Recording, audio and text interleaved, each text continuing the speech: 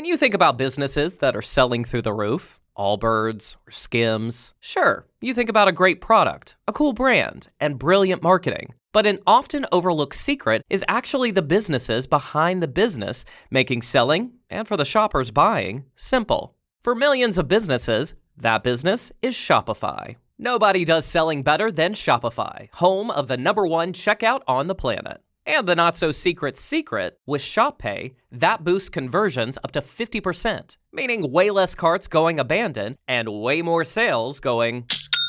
So if you're into growing your business, your commerce platform better be ready to sell wherever your customers are scrolling or strolling on the web, in your store, in their feed, and everywhere in between. Businesses that sell more sell on Shopify.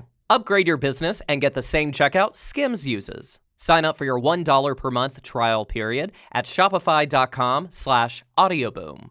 All lowercase. Go to shopify.com/audioboom to upgrade your selling today. Shopify.com/audioboom. Whew. Simon Marks is in the studio, our Washington editor, currently in London. Have you been deported?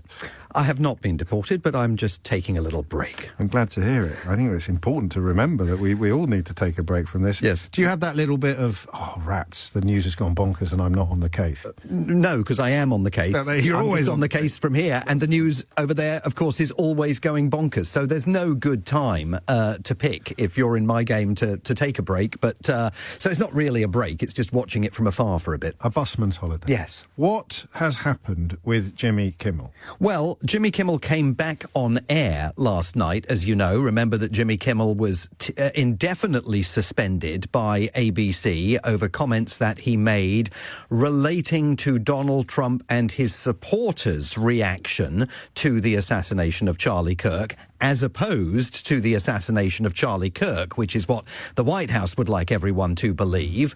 And what occurred in the days since last week when that suspension occurred is that ABC found itself caught in a real vice, because on the one hand, the White House was insisting, right, that's the end of Jimmy Kimmel. We've vanquished another one of our enemies in the mainstream media.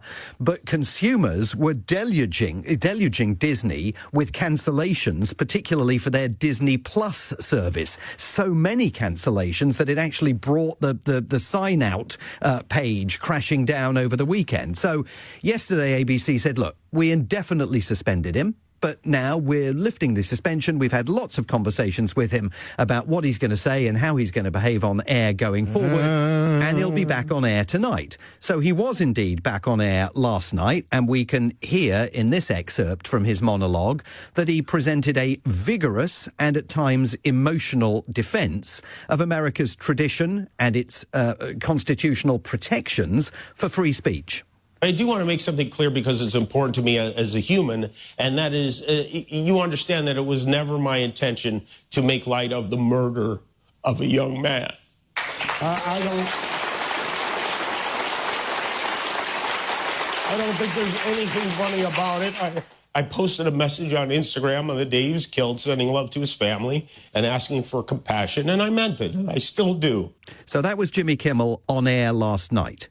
But he was only on air in those towns and cities across the United States where ABC's local stations were carrying the program. You could not watch that in Washington, D.C. because Sinclair, the second largest group of local stations in the United States, completely pro-Trump, refused to put him back on air. Nexstar, the largest group of local stations across the United States, refused to put him back on air on their ABC affiliates. So he's back, kind of, sort of, and Donald Trump, of course, has taken to social media to accuse Jimmy Kimmel of being an arm of the DNC and to suggest that his beef with ABC is only just getting started. So a little bit early to start popping champagne corks for fans of free speech. Definitely. But also very striking to hear what he's been through. I mean, as he's at great pains to point out, the story begins with the unconscionable murder of a man, of a human being, of a father. And yet it's pretty clear there that Jimmy Kimmel has been through the ringer as a consequence of the lies being told about him and the response of his employers or his sort of de facto employers to the threats from the White House. Yeah, I think that's absolutely correct. Jimmy Kimmel not only was informed of his indefinite suspension by ABC shortly before he was due to tape his program in Los Angeles before a live audience last Wednesday. Audience was sent home. And on Thursday, ABC started disassembling his studio. All sorts of studio flats and other things were being preempted my other question, but people thought he was finished. Thought he was done. And indeed, absolutely, Donald Trump. Thought he was done. Donald Trump certainly thought he was done, because if you look at his message on Truth Social that was posted last night, he says, "I can't believe ABC fake news gave Jimmy Kimmel his job back. The White House was told by ABC that his show was cancelled.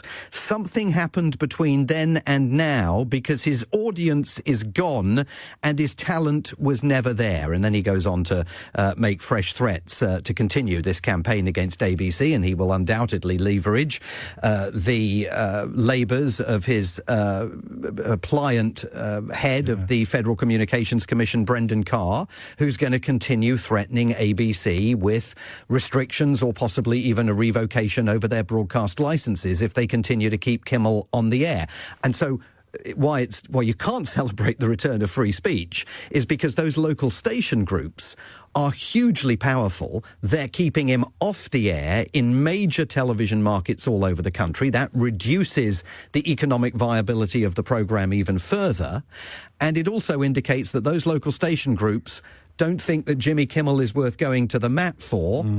They would much rather avoid a beef with the White House continuing to threaten their business's future than put Jimmy Kimmel back on air every night. And, you know, in different eras, and speaking about different countries, you would describe those media organisations as being regime adjacent or regime sympathisers. I mean, I lived in Russia and covered events in the former Soviet Union and then Russia for many years, and was literally present when moves were made to close down NTV, the first independent television network in Moscow, and to co-opt it and make it part and parcel of the Russian state. What is taking place, what has already happened to CBS News and may well yet happen to ABC and possibly to NBC, are efforts to co-opt those businesses and turn them into supportive bullhorns for the Trump administration.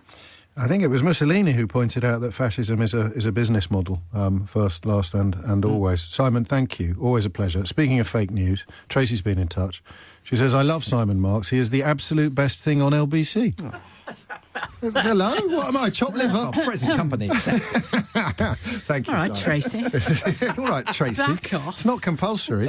If you missed any of today's show, you can listen back on Catch Up on Global Player and the LBC app. You can stay up to date on the top stories and opinions, put your news categories in the order you want, pause live radio, rewind live radio, and listen to a range of podcasts. So do download the official LBC app for free from your app store now.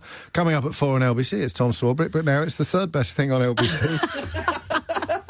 There is no I in team. There is no I in team. There is no I in team. Sheila Fogarty in the house. Thank you very much indeed. You can both get lost now. Thanks. It's my turn. Did you know using your browser in incognito mode doesn't actually protect your privacy? Take back your privacy with IPVanish VPN. Just one tap and all your data, passwords, communications, browsing history, and more will be instantly protected. IPVanish makes you virtually invisible online. Use IPVanish on all your devices, anytime you go online at home, and especially on public Wi-Fi. Get IPVanish now for 70% off a yearly plan with this exclusive offer at IPVanish.com/audio.